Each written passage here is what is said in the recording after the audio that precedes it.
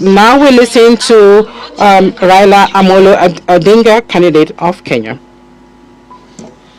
Thank you. Well, I mentioned earlier on about the inter-African trade, which today stands just at 15%.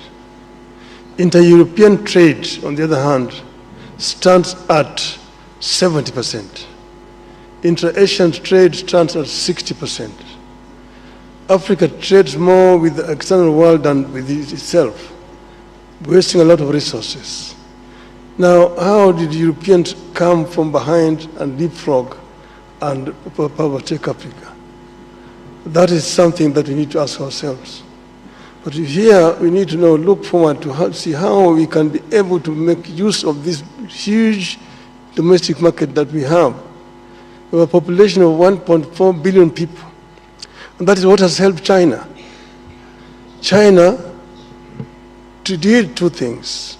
One was to train the younger generation, the youth, so that they had a very highly skilled manpower. And when they liberalized their economy, the manufacturing unit in the West rushed to China.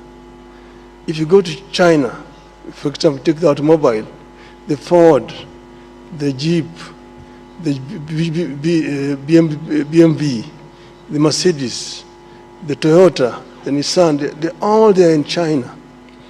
And because there was cheap, highly skilled, cheap labor, secondly, cheap raw material. The raw materials which they were actually getting originally from Africa.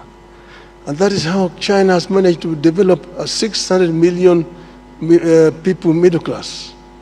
Africa can be able to fill the gap which is being left down there by China by actually coming together and opening up. So we need to come together as Africa and create an African market which will be able to attract investors to come to our continent. Africa is the youngest continent in terms of population. 70% of our population is below the age of 35. That is a big bonus. It can be a bonus or it can be a curse.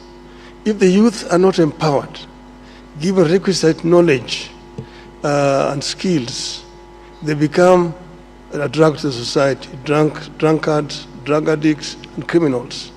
But empowered, they become a real source for wealth creation. It is a pity today that many African youths drown in the Mediterranean trying to seek greener pastures in Europe because we have not created conditions that can retain them here. Now we are saying that we want to create a situation where every African youth must be connected to the internet, and using the artificial intelligence and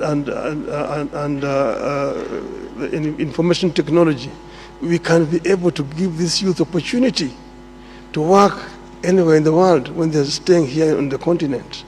This is something that we are going to address, empowerment of the African youth, and together with the African woman, so that we create a workforce that will be helped in terms of wealth creation on the continent. This will enable Africa to leapfrog and to catch up with the rest of the world. I'm saying that I want to be a vehicle to be used to help Africa to get there. We will work together with all the leadership in the continent so that Africa moves. Thank you, Your Excellency. Thank you very much, Your Excellency.